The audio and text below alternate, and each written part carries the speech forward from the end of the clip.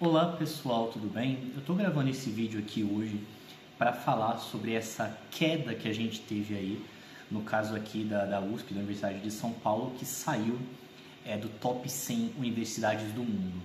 Eu sei que talvez esse seja um tema aí que muitos de vocês sequer sabiam desse acontecimento, porém, como eu vi aí na última semana, essa notícia saiu semana passada, como eu vi na última semana algumas pessoas comentando sobre o assunto e também me perguntando sobre o assunto, eu acho interessante falar um pouco aqui com vocês sobre esse acontecimento.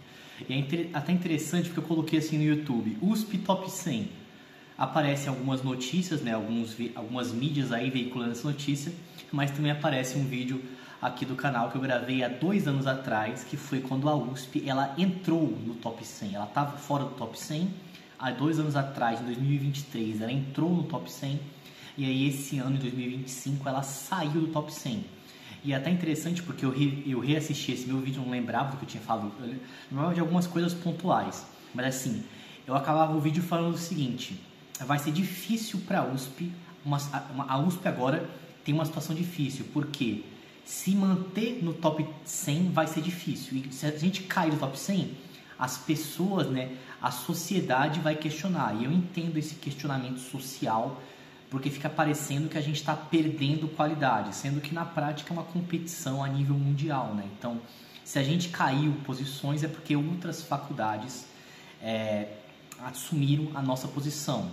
Não necessariamente a gente piorou, mas talvez outras faculdades melhoraram mais do que a gente melhorou. Então, uma outra forma de ver essa situação, mas eu queria um pouco discutir sobre essa questão dessa, digamos, piora aí no ranking, até porque eu gravei aquele vídeo, né? É interessante, há 2 anos atrás eu era um aluno de doutorado, agora eu estou como professor aqui da USP, né?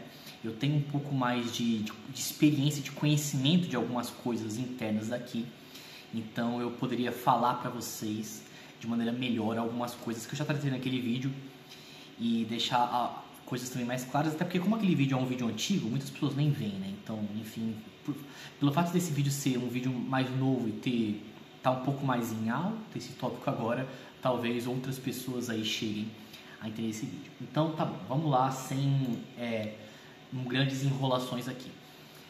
Uma coisa importante de dizer para vocês é o seguinte: esse ranking internacional que eles fazem, que é um dos rankings, mas é o ranking de maior, assim, é um dos rankings de maior destaque, que é o QS World University Ranking, enfim, ele se divide muito dos nossos rankings, digamos, brasileiros. Então você vê assim em alguma mídia brasileira, tal curso é 5 estrelinhas, nota 5, enfim, coisas assim, né?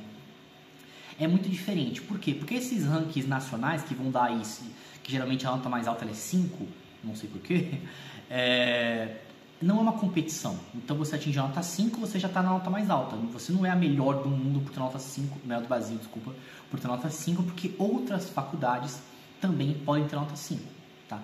Agora, esse internacional não, é realmente uma competição aí, né? Um ranking mesmo, né? E aí, os critérios de avaliação são bem diferentes. Então, assim, esses rankings, no fundo, de novo, não são bem rankings nacionais, eles vão valorizar o quê? Eles vão valorizar a infraestrutura, eles vão valorizar qual que é a porcentagem do corpo docente que tem titulação de doutor, sendo que nas faculdades públicas isso é obrigatório, então todos têm que ser doutor. Eles vão valorizar PPC, que é o Plano Político Pedagógico do curso, né? E coisas desse tipo, tá? Eventualmente, eles vão avaliar, eventualmente mesmo, publicações. Por quê? Porque publicações, por mais que as faculdades particulares estão querendo investir nisso, é muito complicado, porque as faculdades particulares, na prática, 90% para mais delas contratam o professor, não o pesquisador. Então, o professor ele ganha só para dar aula. Já nas faculdades públicas, você é um professor pesquisador. Você ganha para dar aula, mas também para fazer pesquisa. Então, assim, se esses rankings nacionais fossem considerar de maneira muito forte, muito enfática, a questão de publicações, né, as faculdades particulares ficariam todas com nota baixa, né? E aí você iria gerar uma distorção muito grande, porque pareceria que nenhum curso presta e é isso, né? Você geraria um abismo social onde faculdades públicas nota boa, faculdades particulares nota péssima, né? E não é isso que deseja se fazer, então, enfim. Mas, quando a gente vai para esses rankings internacionais, aí sim considera-se publicações, tá? E um outro fator, que é um fator que eu comento muito no vídeo que eu gravei 2 anos atrás, a questão de internacionalização. Então, quando a gente fala da USP, infelizmente eu não tenho esse dado de cabeça, mas a USP, ela concentra uma quantidade assim bastante significativa da produção científica nacional. Então, isso contribui, claro, para a USP ser classificada como a top 1 brasileira, em alguns casos a top 1 da América Latina. Nesse ranking, a USP não é a top 1, se eu não me engano, porque tem a Universidade de Buenos Aires, acho que é de Buenos Aires, mas enfim, tá? Então, isso contribui muito. Mas a questão de internacionalização, e isso é algo extremamente complicado e é algo que eu já comentei aí no vídeo passado que eu fiz, que é o seguinte. Digamos que vamos pegar aqui o caso da Poli, tá? Então a Poli, a escola de engenharia aqui da USP, nós temos parcerias com diversas instituições no exterior. Então a gente tem parceria, por exemplo, com instituições da Espanha, de Portugal, da França, da Bélgica e por aí vai. E aí os nossos alunos, eles vão para o exterior para fazer esse intercâmbio, seja para fazer aí um aproveitamento de estudos ou um duplo diploma, que são 2 modalidades de intercâmbio. E geralmente eles vão para lá para ter aulas no inglês. Então essas faculdades do exterior, elas costumam aí oferecer aulas em inglês e os nossos alunos, eles não precisam aprender necessariamente a língua nativa daquele país para conseguir assistir essas aulas. Claro que saber o mínimo é interessante para você conseguir aí se virar no dia a dia, mas geralmente essas faculdades vão oferecer aulas em inglês, então nossos alunos, tendo um bom domínio do inglês, eles conseguem aí entender e se virar bem nas aulas lá fora. O problema é, quando a gente tem a volta, né? E no sentido de alunos do exterior virem para cá assistir aula com a gente. A USP não tem, quer dizer, não vou dizer que não tem aulas em inglês, pode eventualmente existir algumas iniciativas locais, mas por via de regras, no âmbito da graduação, eu digo para vocês que 99,9% das matérias são em português, tá? A gente não tem matérias, a gente não tem oferecimento de matérias em turmas em inglês. Inclusive, eu falei isso no vídeo passado, que na minha graduação tentaram aí fazer em uma matéria da minha graduação, tentaram abrir um oferecimento dela, uma turma em inglês, e não teve quórum. A galera não se interessou. Por quê? Era uma matéria difícil e aí o pessoal pensou, óbvio, se já é difícil em português, imagine em inglês. Então não fechou um quórum para isso, né? Então, né, existe uma dificuldade muito grande da gente ter oferecimento de disciplinas em inglês. Por quê? Porque a USP, recentemente, a gente está começando a se recuperar de uma questão muito drástica que a gente teve aí nos últimos 10, 20 anos, de perda de professores. Então, muitos professores foram se aposentando, poucos professores foram entrando no lugar. Nos últimos 2, 3 anos isso tem melhorado, mas ainda existe aí um certo déficit dos professores. E os professores, eles têm as suas respectivas alocações didáticas, que são as matérias que eles vão ministrar anualmente. Então, vamos pensar o seguinte, eu tenho uma disciplina que eu tenho 4 turmas, as 4 são em português. Se eu quiser criar uma turma em inglês e não existe demanda dos alunos, os alunos não se interessam, eu não vou fazer 3 mais 1, 3 português e 1 inglês. Eu teria que fazer 4 mais 1, manter as 4 em português e criar uma turma em inglês. Tá, mas que professor vai ministrar essa disciplina em inglês? Sendo que os professores já estão aí bastante abarrotados com a sua alocação didática das disciplinas, né? Então, para você começar a criar vários oferecimentos em inglês, como não existe uma demanda dos alunos, né? E a USP não pode forçar os alunos a ter disciplinas em inglês, então você teria que criar várias turmas. E esse criar várias turmas demandaria muitos professores para conseguir assumir essa alocação didática dessas várias turmas, coisa que não existe professores atualmente para fazer isso, né?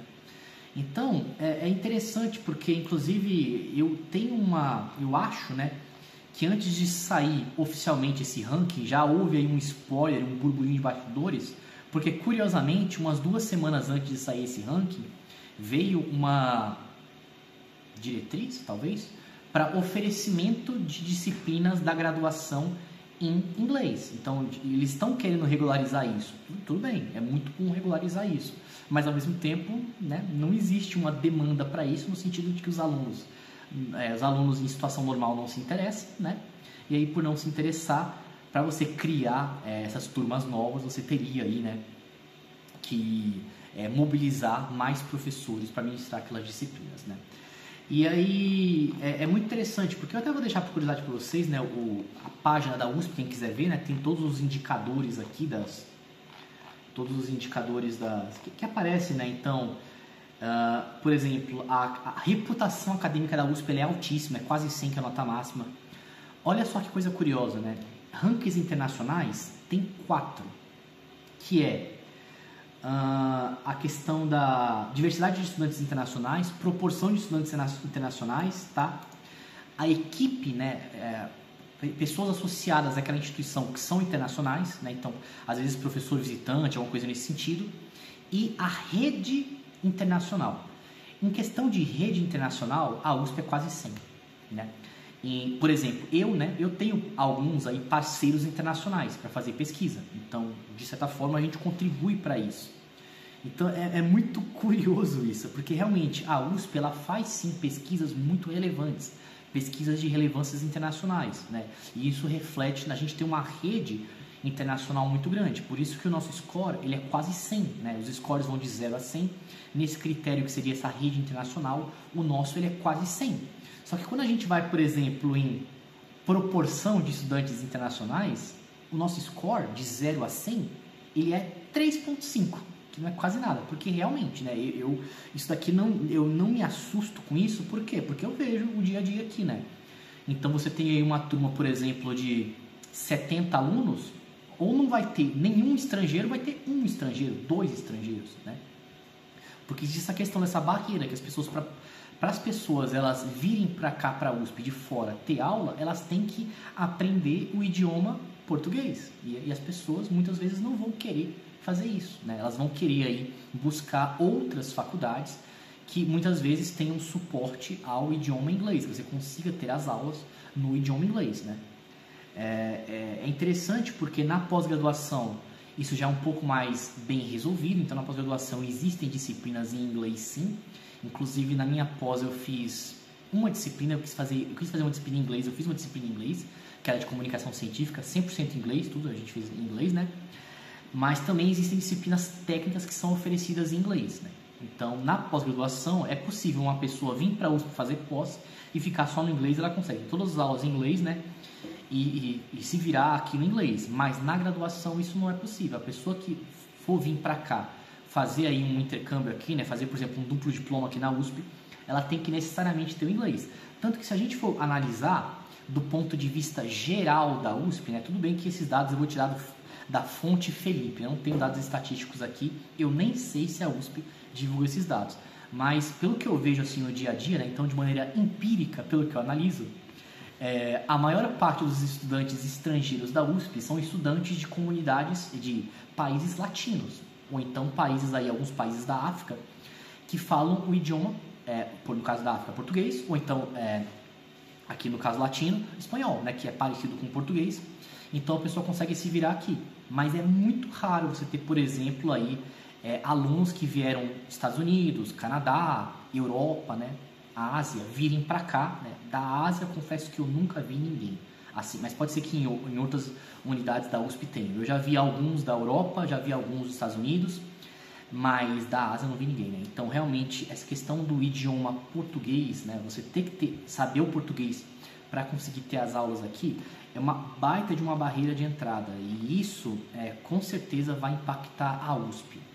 Porque, tudo bem, qual que é uma maneira mais simples, só que não é simples, só que é mais simples da gente voltar para o top 100?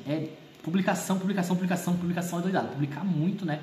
Publicar muito, ter muitas citações, e isso vai aumentar o nosso score aí de citações, né? De publicações e de citações. Então, assim, quando a gente publica, o importante não é publicar por publicar, não é falar assim, eu, Felipe, tenho 1000 artigos.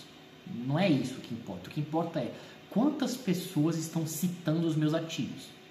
Então, a publicação ela é feita visando as citações. Então, a gente publica para os nossos artigos serem citados. Então, publicar artigos assim de muita qualidade para eles serem bem citados e o nosso score de citação aumentar.